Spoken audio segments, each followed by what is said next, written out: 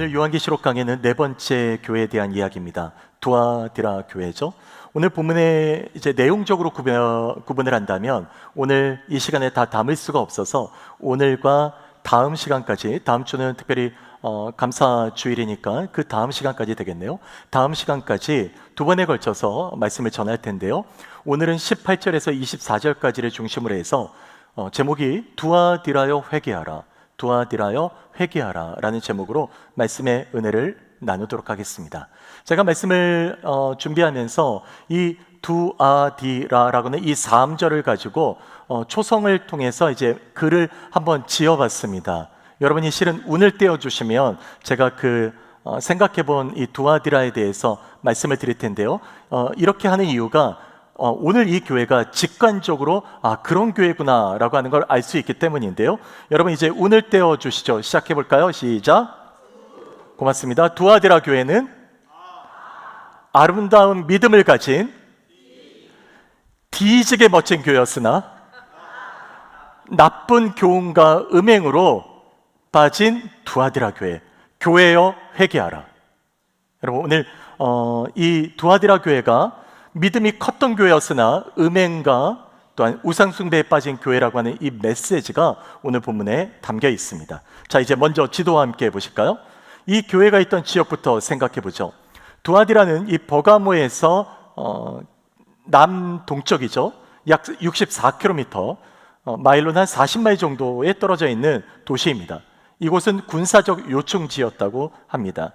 당시는 이제 버가모를 통해서 4대 빌라델비아, 라우디게아 이렇게 있는 도시의 한 중심에 있는 도시였고요. 마치 이렇게 생각해 볼 수 있습니다. 조지아가 동부와 남부를 잇는 허브 도시잖아요. 그래서 두아디라도 마찬가지로 이 동쪽과 서쪽을 잇는 중간 지역에 있는 허브 도시의 역할을 했던 것이죠. 또한 로마의 총독부가 버가모에 있었죠. 이 버가모에 있던 지역을 사수하기 위해서 전략적으로 이 도시를 지켜주는 전초기지 역할을 했다고 합니다. 또한 이곳은 산업으로 얘기하면 염료 산업이 발달했고요. 섬유, 그리고 가죽을 만드는 일, 또 대장장의 어떤 재련 기술과 같은 기술이 발달했고요. 또 제빵 기술도 발달했다고 합니다. 우리 중세 때 그 상업조합을 길드라고 부릅니다. 그 길드처럼 이 두아디라에도 상업조합들이 있어가지고 이 조합에 가입되지 않으면 먹고 살아갈 수 없는 그런 어려움을 겪었다고 합니다. 그러니까 굉장히 상업이 발달했다는 것을 알 수가 있죠. 또 이곳 출신으로 성경에 기록된 인물 중에서요, 바울이 빌립보에 만나서 전도해서 그가 회심하고 또한 바울의 사역들을 도왔던 루디아라고 하는 여인 기억하시는 분들이 계실 겁니다. 자주장사 루디아가 바로 이 도시 출신입니다.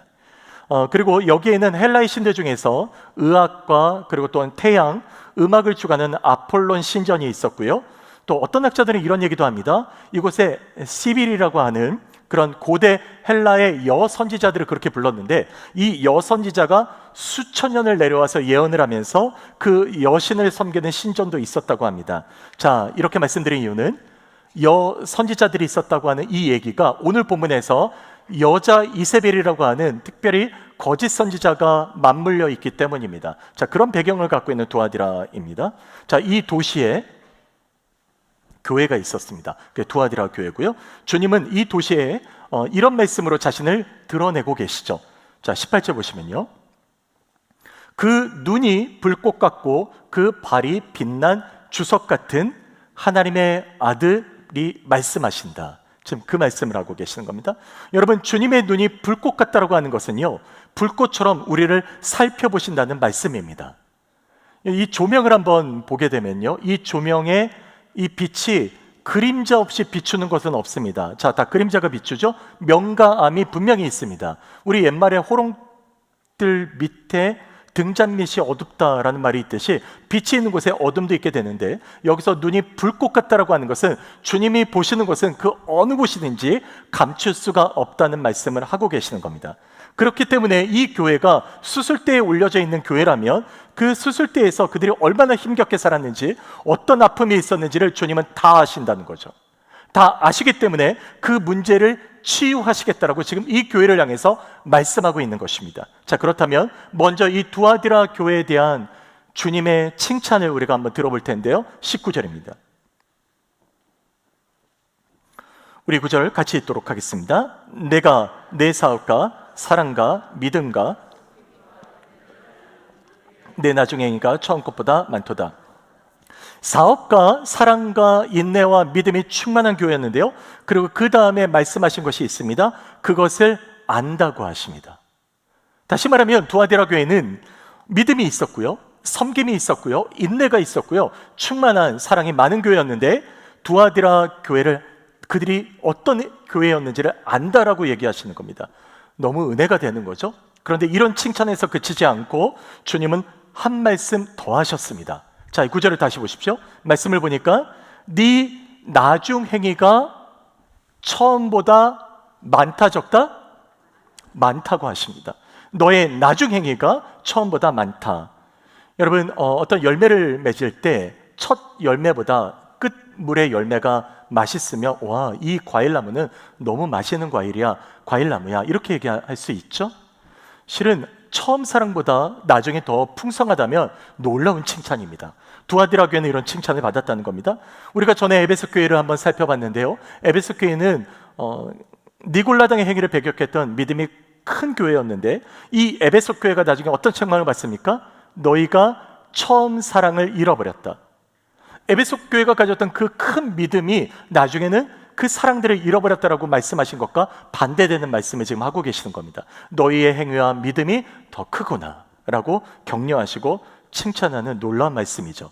그런데요, 이런 두아디라 교회를 향해서 주님께서 두 번째 말씀하시는 것은 그리 마음이, 기분이 좋지 않았습니다.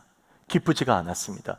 자, 주님께서 이 두 번째 말씀을 하실 때 뭔가 수술을 하신다면 칼로 도려내는 것 같은 아픈 말씀을 하시기 때문입니다. 자, 20절 보십시오. 이런 책망을 하시죠. 같이 읽겠습니다. 그러나 내게 자칭 선지자라는 여자 이세벨을 내가 용납함이니 그가 내 종들을 가르쳐 꿰어 행음하게 하고 우상의 제물을 먹게 하는도다. 자, 보십시오. 어떤 책망을 하시냐면 두아디라 교회는요, 자칭 선지자라 하는 여자 이세벨이 있었다라고 얘기합니다. 심지어 그 가르침을 그들이 받았습니다. 어떻게 했습니까? 행음했습니다. 그리고 우상의 제물을 먹었다, 우상 숭배를 했다는 말입니다. 여러분, 이제 말씀의 이해를 좀 도울 필요가 있을 것 같습니다. 여자 이세벨이라고 했다면 그는 대체 누구인가? 물론 아시는 분들도 많이 계시겠지만 한번 생각해 보면 이 여자 이세벨은요, 역사에 등장했던 인물입니다. 성경에서 이런 기록이 있죠. 북이스라엘의 7번째 왕이었던 아합이요, 통치했던 그 시절에 그의 아내가 바로 이세벨입니다. 그녀는 당시 시돈의 왕이었던 엣바알, 바알이 함께하다는 의미를 갖는데요, 이 엣바알의 딸이었습니다. 그런데요, 이 여자 이세벨 여왕이, 여왕이 아니라 왕비죠. 이 이세벨이 그냥 단지 왕비로서만이 아니라 매우 독특한 기록을 갖고 있습니다. 성경에요, 매우 독특한 기록을 몇 가지를 좀 살펴볼까 합니다. 왕비 이상의 인물이라는 걸 알 수 있는데요, 열왕기상 16장 31절을 보시면요, 이 구절은요, 아합이 왕이 된 다음의 기록입니다. 그런데 영어도 함께 보셔야 됩니다. 이런 표현이 있죠. 시돈 사람의 왕 엣바알의 딸 이세벨을 아내로 삼고 가서 바알을 섬겨 예배하고. 자, 여기 영어에 주어 히가 나오죠. 히는 아합입니다.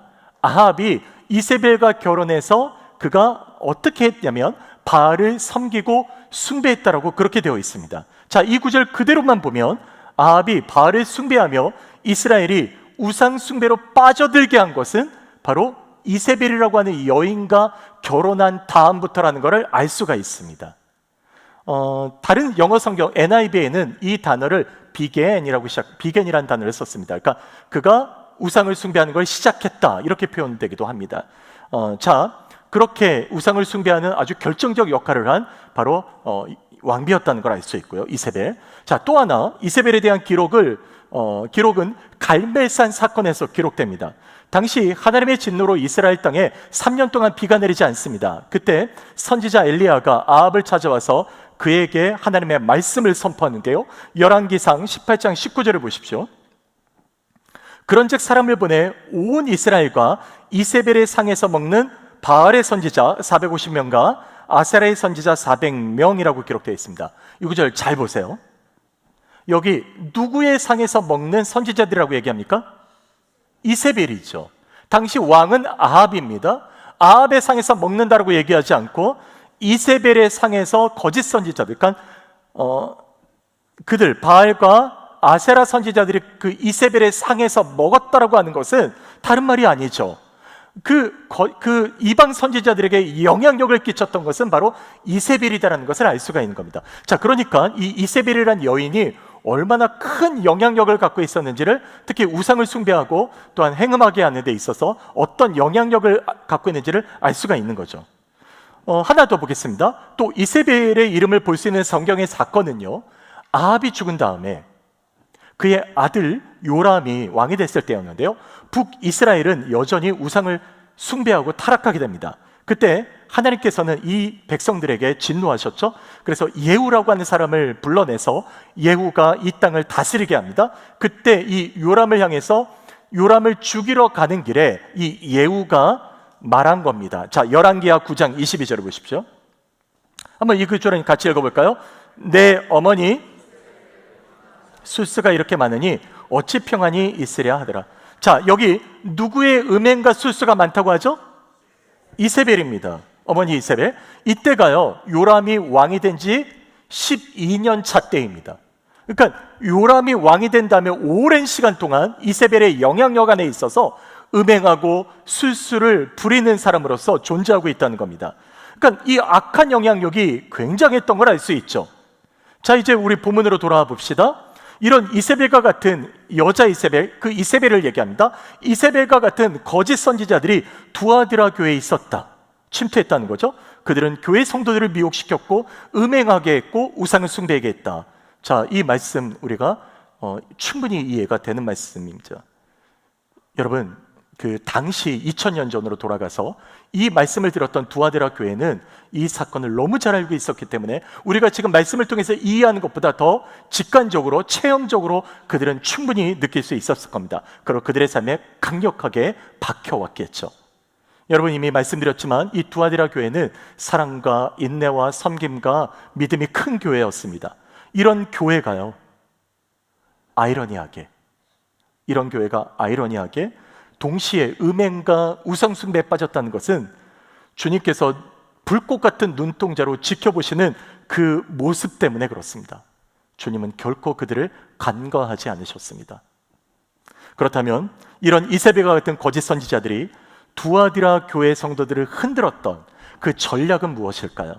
오늘 본문에서 저는 여러분과 함께 한 두 가지 정도를 나눌까 합니다. 그러면서 이 시대의 교회와 우리들을 향한 메시지가 무엇인지 좀 생각해 볼 텐데요. 자, 두 가지 중에서 먼저 첫 번째입니다. 두아디라 교회를 흔들었던 거짓 선지자들의 전략은, 한번 따라서 해볼까요? 보이는 허상을 쫓게 했다. 네, 보이는 허상입니다. 성경에 있는 단어로 얘기하면 안목의 정력입니다. 보이는 것을 따라가게 한 것입니다. 자, 그럼 어떤 보이는 것을 따라가게 했는가? 자, 20절 다시 돌아와 같이 읽겠습니다. 시작. 그러나 내게 책망할 일이 있노라. 그가 내 종들을 가르쳤게요, 행음하게 하고 우상의 제물을 먹게 하는도다. 자, 이 구절에서 자칭 선지자라는 여자 이세벨의 가르침을 교회가 받아들였다는 거잖아요. 자, 생각해 보세요. 자칭 선지자라고 하지만 교회가 그들의 가르침을 받았다는 것은 그가 자칭 거짓 선지자라는 걸 인식하지 못했다는 걸 얘기하는 겁니다. 선지자만 보였던 것이죠. 그리고 그들의 그 가르침 속에는 놀라운 능력들이 나타났을 겁니다. 특별히 초대교회 때는 표적과 기사와 능력들이 많이 일어났던 그런 시대였지 않습니까? 그러니까 실제 눈에 보이는 이런 역사들을 보면서 그들은 성령의 능력을 행하는구나 라고 이야기할 수 있었겠죠. 물론 예언이나 치유나 은사가 문제는 아니죠. 문제는 무엇입니까? 거짓 선지자들도 이런 능력을 갖고 있기 때문입니다. 그래서 주님께서도 마지막 때에 어떤 사람들이 일어날 것을 마태복음 24장 24절에 분명하게 말씀하셨죠. 거짓 그리스도들과 거짓 선지자들이 일어나 그들이 무엇과 무엇을요? 표적과 기사를 보여 할 수만 있다면 어떤 사람을요? 택한 자들을 미혹하리라. 주님이 말씀하신 겁니다. 마태복음의 마지막 때에 그 거짓 선지자들과 거짓 그리스도들이 일어나 그들이 할 수 있다면 표적과 기사를 보여 그들을 멸망시킬 거라고 이야기합니다. 바로 이 시대에도 일어났던 거죠. 최근에 넷플릭스에서 방영되었던 그 나는 신이다 같은 그 다큐멘터리를 보면 거기 사이비 단체인 JMS가 나오지 않습니까? 그 JMS 그 단체가 실은 여러분 수십 년 전에 시작할 때는요, 그 단체에도요 기적이 일어났습니다. 표적이 있었습니다. 그러니까 그들이 처음부터 그런 것이 없었다면 따라가지 않았을 텐데 그런 것들을 보면서 따라가게 된 것이죠. 우리가 교회에서 이단으로 지목하고 있는 신천지도 마찬가지고요, 통일교도 그렇습니다. 여러 단체들도요 그들이 존재하는 표적과 기사가 있던 겁니다. 그런데 그들이 나중에는 그 표적과 기사보다는 더 돈이, 만몬이 그들을 잡았던 거죠. 그래서 더 많은 것들을 추구하게 하고 사람들은 거기에 미혹되고 여기 오면 돈을 벌 수 있다고 생각해서 사람들이 몰려가게 해서 처음에 그런 모습들로서 그 사단들도 그렇게 역사했다는 것입니다. 물론 그들의 표적과 기사는 사단이 가장한 거짓들이었죠. 그 외에도요 기도운동 중에서도 이런 기도운동이 있습니다. 자칭 사도라고 얘기하는 기도운동도 있습니다. 그들은 자신들을 신사도라 부르는데요, 이 신사도라 부르면서 정말 충격적인 거는 그들이 말하는 예언은 반드시 기록해야 됩니다. 성경처럼. 성경 외에 다른 성경을 지금도 써내려가고 있는 그 기도운동이 있습니다. 이거는 미국에서 시작했는데 한국으로도 번져갔고 또 전 세계로도 지금 흩어져 있습니다. 심지어 여러분 이런 거짓 선지자들이요, 이런 표적과 기사뿐만 아니라 분명히 그들은 꽤 높은 자리에 있었던 사람들일 가능성이 높습니다. 왜냐하면 이세벨을 언급한 것은 이세벨이 왕비잖아요. 왕비라고 얘기하는 것처럼 당시 두아디라 교회에 왔던 거짓 선지자들은 모든 사람들이 인정하는 높은 신분과 지위가 있었던 것으로 충분히 생각해 볼 수 있습니다. 일반적으로 사람들이 이렇게 얘기를 했겠죠. 저 사람은 저렇게 신분이 높은데, 저 사람 저렇게 귀족이고 너무나도 많은 재물을 갖고 있고 저렇게 훌륭한 사람인데 그들이 교회에 왔단 말이에요. 교회에 와서 약한 자들을 섬기고 교회 연약한 자들을 섬기니까 저 사람 정말 믿을 사람이구나, 저렇게 높은 사람이 섬기니까 얼마나 아름다운 헌신이야, 마음을 열기 시작하죠. 마음을 열면서 그들이 사람들의 마음을 뺏어가는 겁니다. 지위와 능력과 물질과 그들의 화려한 그런 처세와 그리고 화려한 가르침으로 뺏어가는 거죠. 마음이 빼앗기는 겁니다. 여러분, 실은 우리 안에도요 이렇게 경계해야 될 것들이 있습니다. 그냥 쉬운 예를 들어서 여러분, 많은 사람들이요 습관적으로 우리가 쓰는 말 중에 큰 교회, 작은 교회라고 얘기를 하죠. 여러분, 이 기준이 어떻게 나눠집니까? 사람이 많이 모이면 큰 교회, 사람이 많이 안 모이면 작은 교회, 이렇게 표현하게 됩니다. 실은 이것은요 우리의 생각 속에 여전히 그 크다 작다를 수적인 개념으로만 이해하는 잘못된 생각들이 자리 잡고 있기 때문에 그렇습니다. 실은 목사인 저도 두렵기도 해요. 왜냐하면 크다 작다를요 저도 습관적으로 혹시 쓰고 있는 것은 아닌가 생각하기 때문에 그렇습니다. 교회 건물이 갖춰져 있고 또 조직이 잘 갖춰져 있고 주일학교가 너무 좋고 또 많은 것들이 이렇게 되어져 있으면 우리의 마음이 그를 빼앗겨 갑니다. 그래서 여기 오면 우리 아이들이 정말 말씀을 잘 받을 거야, 착각하게 하죠. 근데 제가 이번 2달 동안 안식월을 보내면서 8번의 예배를 제가 외부에서 드렸는데요, 들으면서 깨달았던 건 제가 큰 교회도 갔었습니다. 그리고 실제로 큰 교회에서 설교도 했습니다. 그렇게 지금 저도 습관적으로 쓰고 있잖아요. 이게 우리 안에 은연중에 나오는 거예요. 어쨌든 인원이 수가 많은 교회에서 예배도 드리고 또한 설교도 하고 또 여러 그 작은 교회도 갔습니다. 실은 20명조차 모이지 않는 작은 교회도 갔습니다. 그런데요 8번에 제가 예배드린 중에서 가장 크게 은혜를 받았던 것은 바로 그 20명도 모이지 않았던 그 교회에서였습니다. 저는 거기서 너무나도 많은 은혜를 받았습니다. 그 교회에서 열심히 목회하는, 말씀을 전하려는 그 목사님의 열정 때문에 제 마음이 너무나도 감동이 됐습니다. 여러분, 그런 분들을 볼 때마다 저는 고개가 숙여집니다. 주님께서는 신자가 많거나 또한 교회 규모가 크거나 작거나 아니 개척교회나 여러분 교회는요 오직 주님의 교회일 뿐입니다. 다른 교회가 없어요. 오직 주님의 교회일 뿐입니다. 우리가 거기에 무엇을 붙일 수 있겠습니까? 사람의 이름을 붙일 수 있겠습니까? 거기에다가 누구의 교회라고 얘기할 수 있겠습니까? 그러면 안 됩니다. 교회는 오직 주님의 교회일 뿐입니다. 이런 문제 앞에 우리는 정직하게 돌아봐야 됩니다. 우리의 눈이 여전히 가려져 있고 겉으로 드러나는 것들, 화려한 것들에 내 마음이 빼앗겨 있지 않는가? 내 마음이 점점 세상의 가치관에 잠식되어 가지 않는가?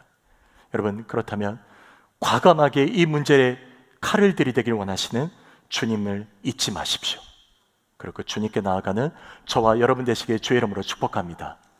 두 번째로요, 이 거짓 선지자들, 그들의 전략은요 잡히는 것을 쫓게 만드는 겁니다. 잡히는 허상이죠. 이는 육신의 정욕입니다. 자, 20절을 다시 보십시오. 우리 구절 다시 한번 같이 읽을게요. 시작. 그러나 내게 책망할 일이 있노라. 내가 용납함이니 행음하게 하고 우상의 재물을 먹게 하는도다. 여러분, 이 구절을 보시면 그들의 전략은요 행음하게 하고 우상의 재물을 먹게 했다는 거죠. 그런데 그들이 이렇게 하게 된 것은 가르침이 있었기 때문입니다. 그러니까 거짓 선지자들이 가르쳤기 때문에 이걸 그들이 받아들였고, 그리고 행음하는 데까지 이르렀다. 우상의 재물을 먹었다. 우상 숭배했다는 걸 얘기하는 거죠. 여러분, 이 음란하게 행동한다는 것은요 어떤 의미를 갖고 있습니까? 내가 사랑해야 될 대상을 사랑하지 않고 다른 것들을 사랑한다는 겁니다. 우상 숭배죠. 겉으로 쫓는 성적인 타락뿐만 아니라 내 내면에서도 다른 것들을 쫓게 하는 것은 간음이고 우상 숭배입니다. 실은 이 본문에서 교회가 이세벨의 가르침을 받아 행음하고 우상을 숭배했다는 것은요 역사적 사건 속에서 이루어진 겁니다. 실제 아합 왕 때로 우리가 돌아가 보면 더 잘 이해할 수가 있습니다. 당시 북이스라엘은요 하나님을 섬기는 그런 민족이었지만 실은 바알과 아세라도 숭배했던 그런 민족이었습니다. 이렇게 우상을 숭배한 것은 다른 어떤 이유들도 있겠지만 당시 시대가 농경사회였기 때문입니다. 농경사회에서는요 실제로 소산이 있어야지 그들이 먹고 살 수 있었습니다. 그러니까 뭐 비가 내리지 않는다든가 또 햇볕이 비추지 않는다든가 그러면 농사가 망하잖아요. 그러니까 항상 하늘을 보고 살아갈 수밖에 없었던 시대였다는 것이죠. 그래서 당시 바알과 아세라를 섬겼던 이유 중에 하나는 그들은 이런 생각을 믿었습니다. 바알과 아세라의 성적인 행위로 말미암아 소산이 많아진다고 믿었던 거죠. 그래서 학자들의 견해를 빌리면 그들이 신전에서 남자는 창기와 관계를 맺고, 그리고 여 선지자들은 미동과 관계를 맺어서 그런 성적 행위를 통해서 바알과 아세라가 또한 성적 욕망을 느끼고 그들의 성적인 충동을 통하여서 이 땅에 소산이 내려온다라고 그들이 믿었다는 겁니다. 그래서 백성들은요 음란함과 탐욕이 뒤섞인 바알과 아세라를 숭배했던 것이죠. 여러분, 이런 탐욕들이 여러분 그 시대뿐만 아니라 오늘 우리 시대도 있습니다. 그래서 바울은요 이렇게 얘기합니다. 골로새서 3장 5절에 함께 읽겠습니다. 그러므로 땅에 있는 지체를 죽이라.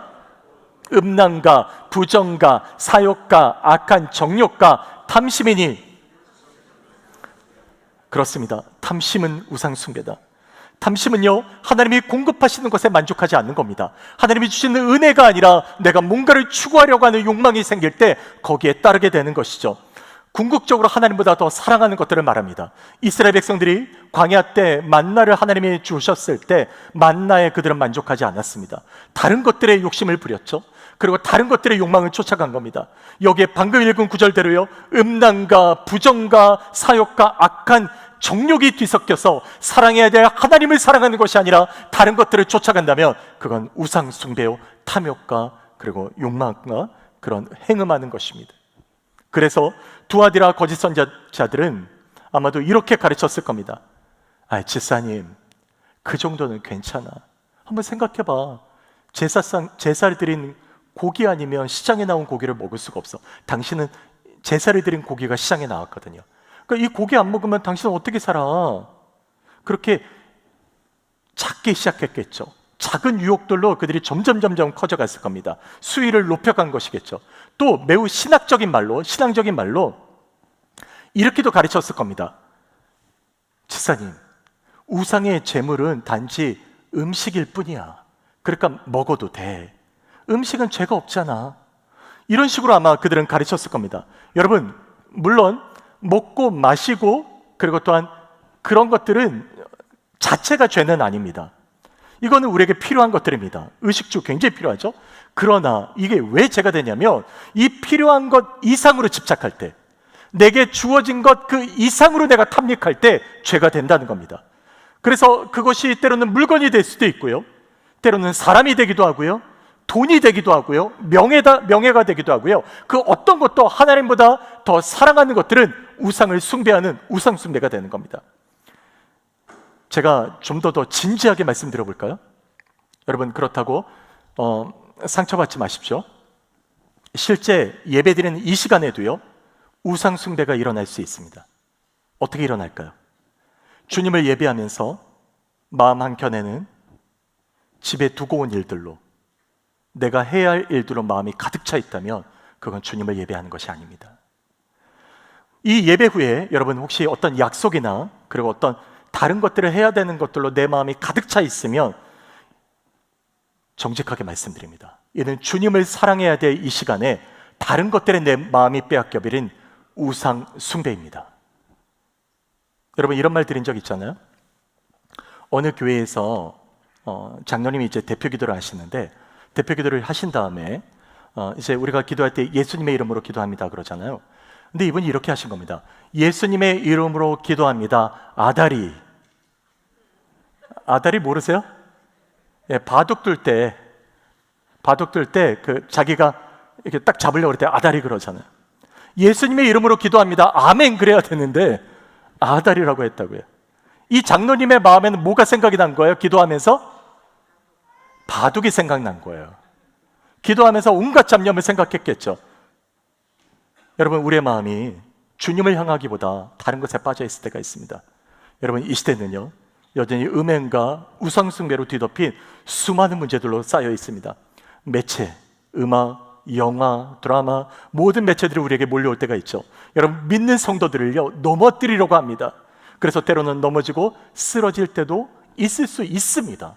그렇다고 해서 여러분 자책하지 마십시오. 스스로를 너무 비난하지 마십시오. 아, 내가 이래서 또 넘어졌구나, 내가 이래서 또 무너졌구나라고 너무 자책하지 마십시오.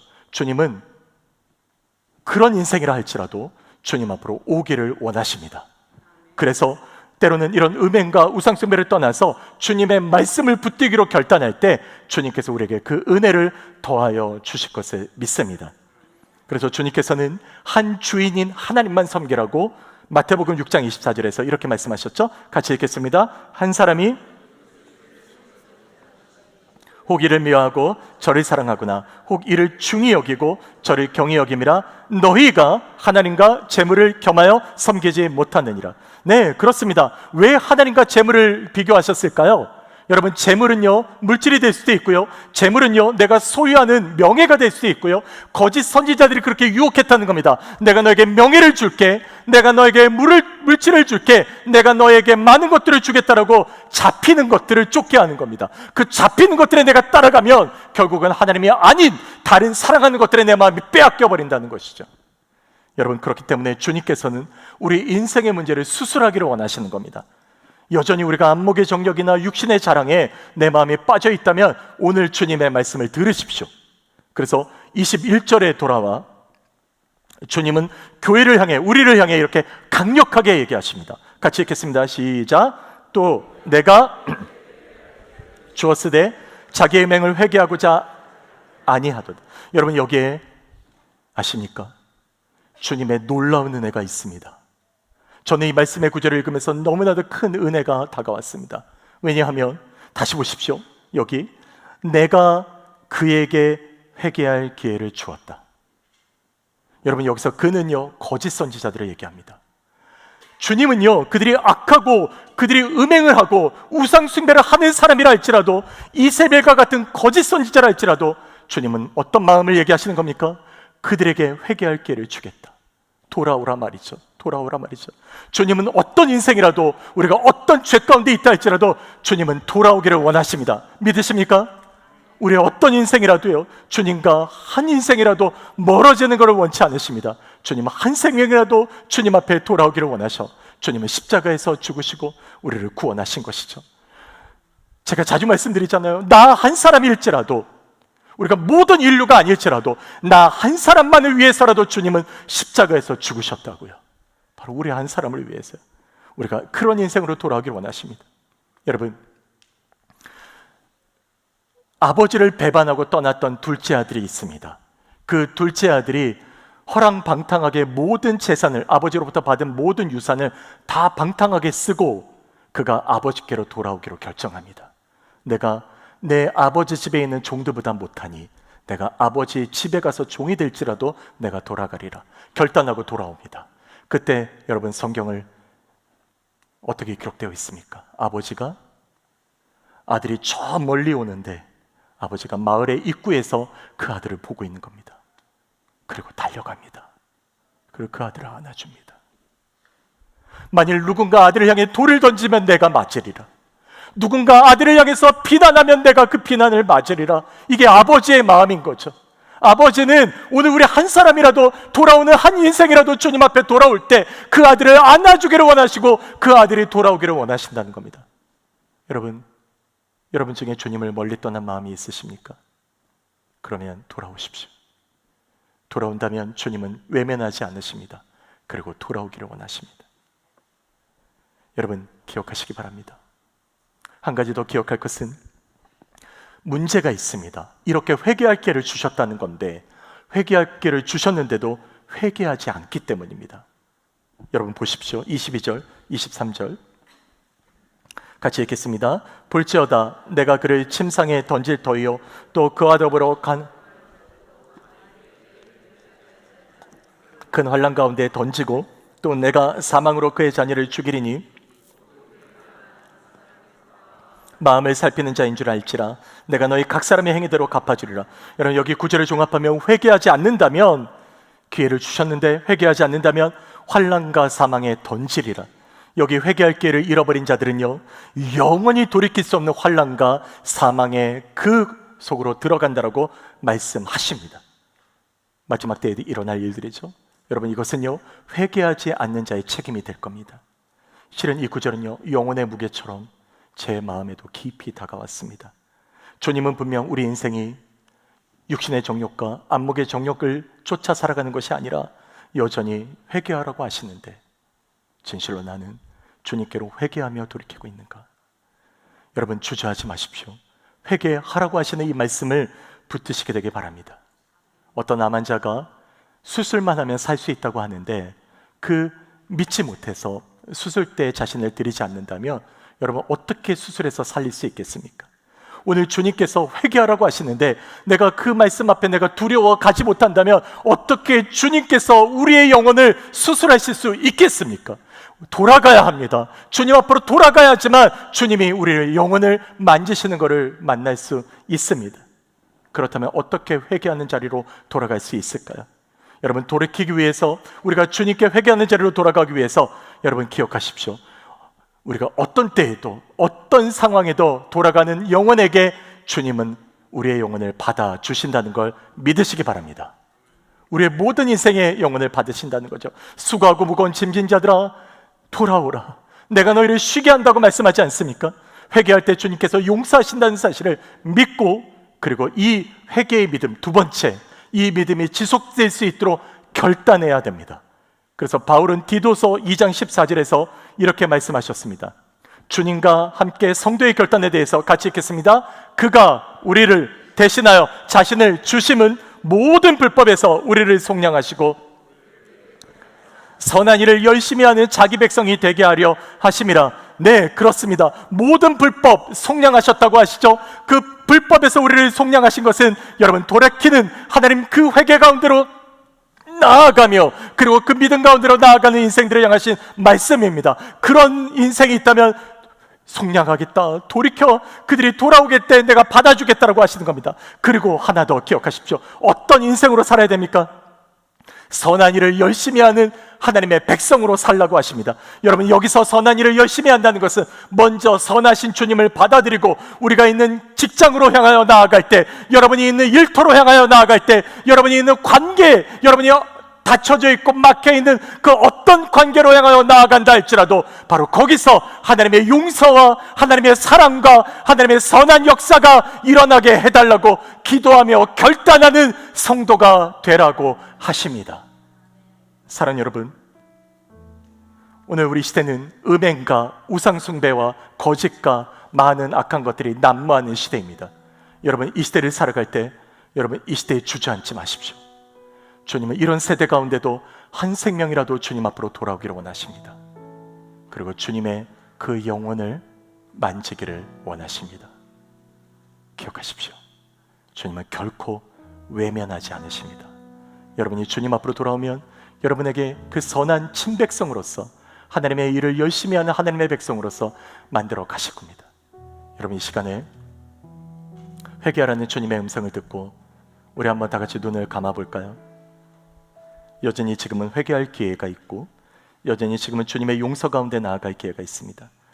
혹시 오늘 우리 공동체 가운데 내가 그 회개할 기회 가운데 나아가기로 결단하는 분들이 계시다면 여러분, 어떤 기도 제목도 좋습니다. 여러분, 그런 마음을 주님이 주셨다면 우리 그 자리에서 정직하게 일어나십시오. 그리고 우리가 함께 기도하기를 원합니다. 여전히 지금은 은혜 받을 때요, 회개할 기회가 있는 때입니다. 아직 그 문이 닫히지 않았습니다. 주님은 지금도 오늘 우리 한 사람 한 사람에게 나와 주 앞으로 오라고 말씀하십니다. 수고하고 무거운 짐이 있니? 그 짐을 내게 맡기라고 말씀하십니다. 여러분, 염려 있으세요? 불안하세요? 주님 앞에 우리가 나아가기 원하지만 여러분, 죄악 때문에 주님, 내가 어떻게 나갈 수 있을까요? 주님, 나 같은 이런 죄인이 어떻게 나갈 수 있겠습니까? 라고 두려워하는 분들이 계십니까? 여러분, 그 자리에 일어나십시오. 그리고 우리 한번 기도합시다. 회개하는 인생에게 돌이키고자 하시는 주님의 그 마음 앞으로 나오고자 하시는 주님 앞에 일어나 우리 한번 같이 한 목소리로 기도하고 싶습니다. 주여, 우리를 불쌍히 여겨 주시옵소서. 기도하겠습니다. 하나님, 그렇습니다. 하나님, 우리 한 사람 한 사람을 주님 돌이키길 원하시는 그 주님의 마음에 나아갈 수 있도록 우리를 인도하심을 감사합니다. 하나님, 나의 영혼은 부패하였고 나의 영혼은 음란하였고 나의 영혼은 죄 가운데 있었으며 나의 영혼은 거짓과 교만으로 가득 차 있던 인생이었습니다. 주님, 오늘 일어나 기도하는 그 영혼을 향한 주님의 부르심 앞에 나아간 우리 한 사람 한 사람을 불쌍히 여기시고 우리의 영혼을 받아 주시옵소서. 오늘 우리의 마음이 정금과 같이 되게 하사 주님, 정결한 마음으로 주님을 만나는 우리의 성도들이 되게 하여 주시옵소서. 하나님, 우리의 심령을 새롭게 하시고 주의 영혼으로 우리의 심령에 주님이 채워 주시옵소서.